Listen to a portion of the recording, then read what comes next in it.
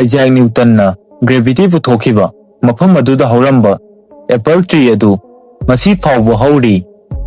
YouTube na 2019 da Red Diamond Creator Award official oina create Puthokhre.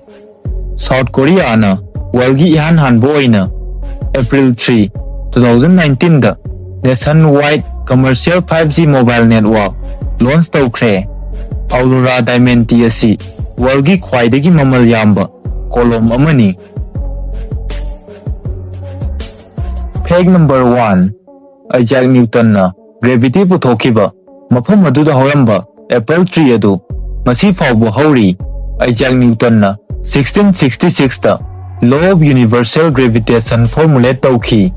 Masi mahakna England gi Lincolnshire da leiba Woolsthorpe Manor da hauba apple tree amadagi apple ama kelakpa urubadagi law asi Puthokhibani.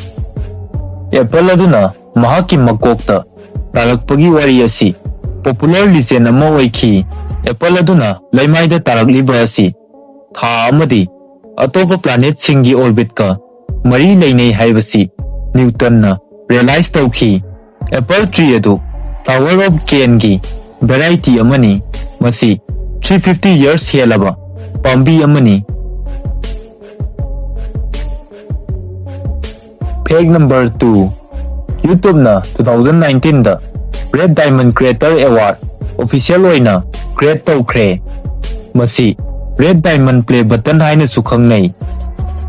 Masi 100 million subscribers yauba natraga surpass tawba elite channel singda award oina pibani.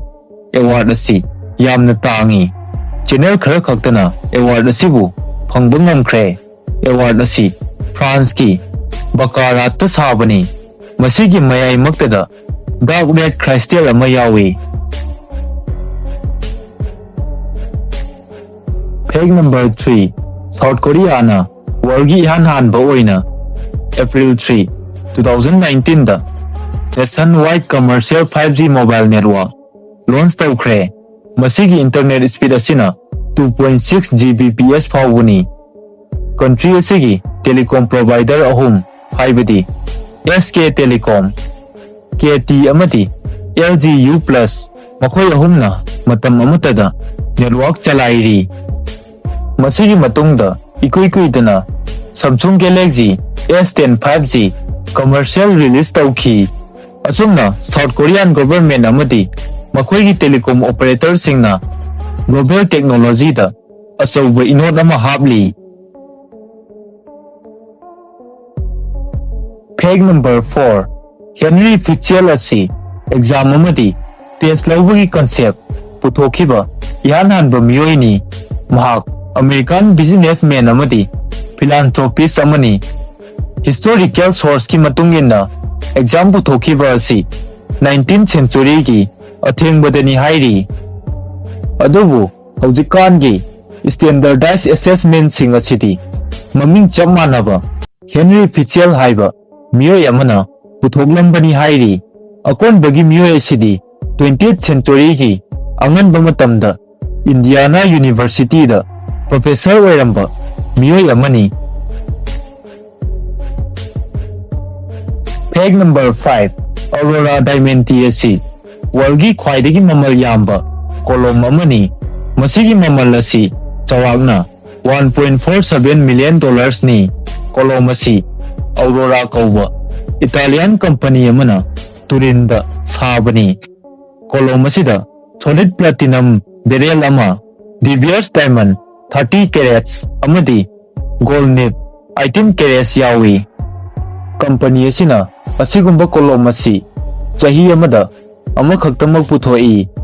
Column asi yamna value wangbana maram oiraga company asina Prithvi gi mafam khudingmakta leiba masibu leiba Miyoi aduda column asi hand deliver tawi.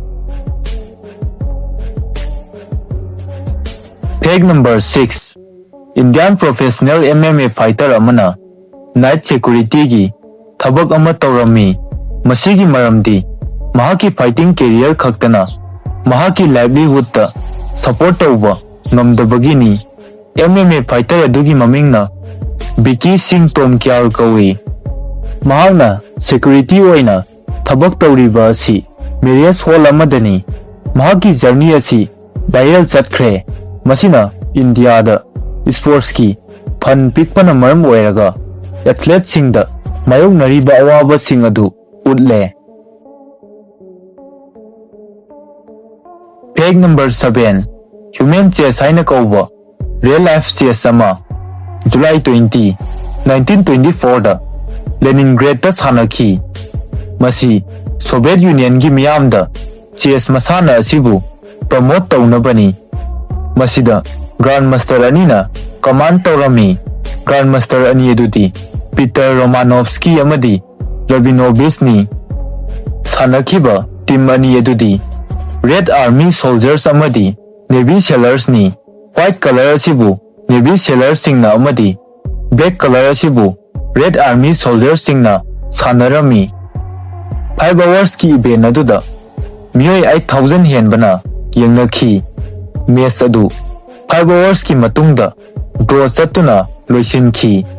Masigi maramdi maduda saruk yariba players sing adu masa yamna sonthaki makha tana sanaba ngamkhide.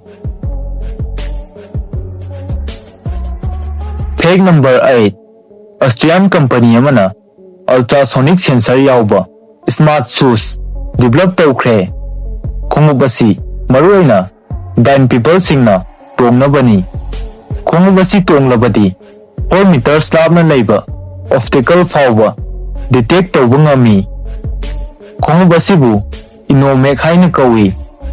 Khongup asi tongliba miyoi adugi mamangda obstacle layabadi miyoi aduda haptic vibration natraga acoustic signal oina alert pirakani.